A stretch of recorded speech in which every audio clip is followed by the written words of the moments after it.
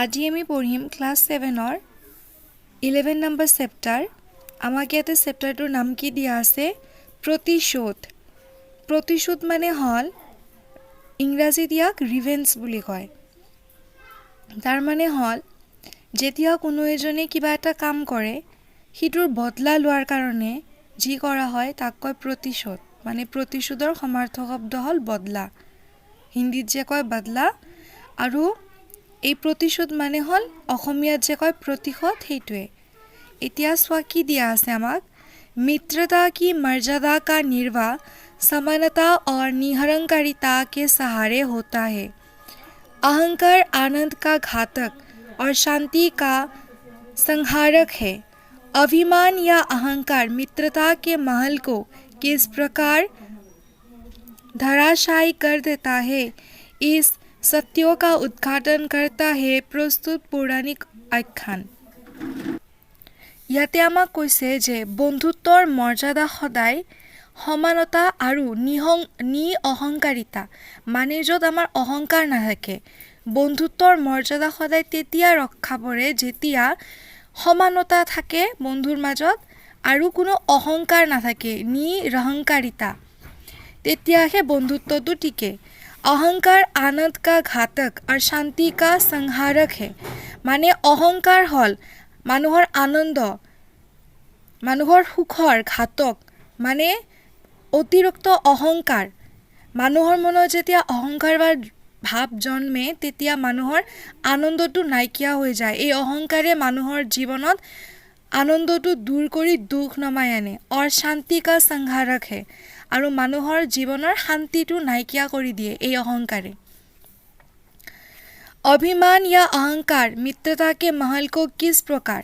অভিমান আৰু অহংকাৰে বন্ধুত্বৰ সম্পৰ্কটো কেনেকৈ ধৰাশায়ী কৰি দেতা হে, মানে কেনেকৈ আমাক বন্ধুত্বৰ সম্পৰ্কটো অভিমান আৰু অহংকাৰে ধ্বংস কৰি দিয়ে। এই পাঠটোৰ পৰা আমি সেই সত্যটোৱে উদ্ঘাটন কৰিম। এই প্ৰতিশোধ নামৰ পাঠটোৰ পৰা আমি এইটোৱে বুজিম যে অহংকাৰে বন্ধুত্বৰ মাজত বন্ধুত্বপূৰ্ণ যিটো মধুৰ এটা সম্পৰ্ক, সেই সম্পৰ্কটোক কেনেকৈ ধ্বংস কৰি দিয়ে। মানুহৰ মনত যেতিয়া অহংকাৰ ভাৱ জন্মে তেতিয়া মানুহৰ বন্ধুত্বটো কেনেকৈ বিনাশ হয়, কেনেকৈ নষ্ট হয়। এই প্ৰতিশোধ নামৰ পাঠটোত আমি সেই বিষয়ে পঢ়িম। স্वा नगर के कोलाहल से दूर गुरु आश्रम में आज विशेष समारोह का वातावरण दिखाई दे रहा है। नगर के कोलाहल মানে হ'ল হুলস্থুলীয়া পৰিৱেশ। নগৰবোৰত যেনেকৈ মানে অনবৰতে গাড়ী মটৰ এইবিলাক চলাচল কৰি থাকে, ডাঙৰ ডাঙৰ ফেক্টৰীবিলাক উদ্যোগবিলাকত শব্দ হৈ থাকে, হুলস্থুলীয়া পৰিৱেশ। কিন্তু আমাৰ গাঁৱৰ পৰিৱেশবিলাক একদম শান্ত, কাৰণ সেইফালে বেছি গাড়ী ঘোঁৰা নাই, মানুহজন কম, সেইকাৰণে কোলাহলটো নহয়।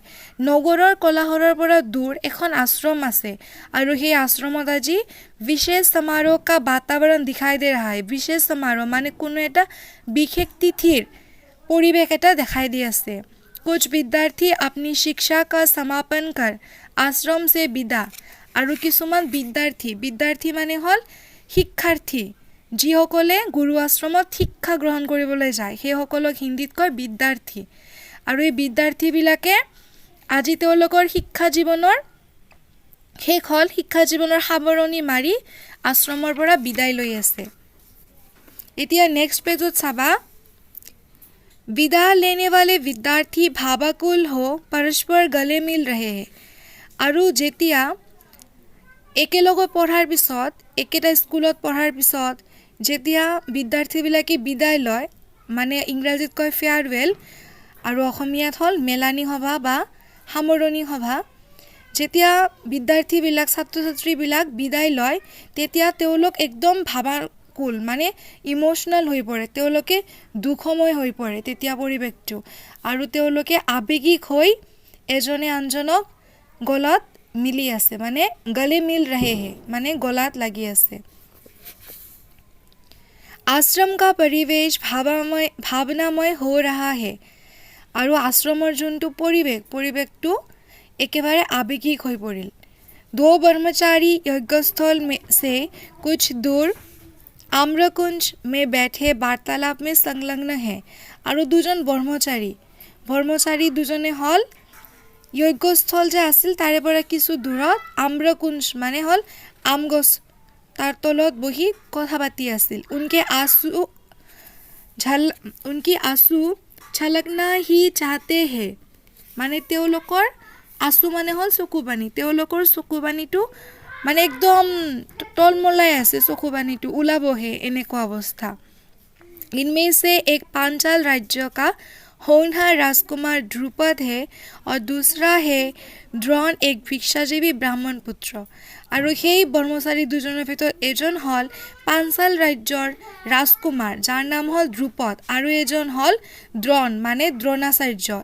দ্ৰোণাচাৰ্য হ'ল এজন ভিক্ষাজীৱী ব্ৰাহ্মণ পুত্ৰ মানে তেওঁ হ'ল ভিক্ষা কৰি খায় আৰু তেওঁ কিন্তু ব্ৰাহ্মণ পুত্ৰ হয়।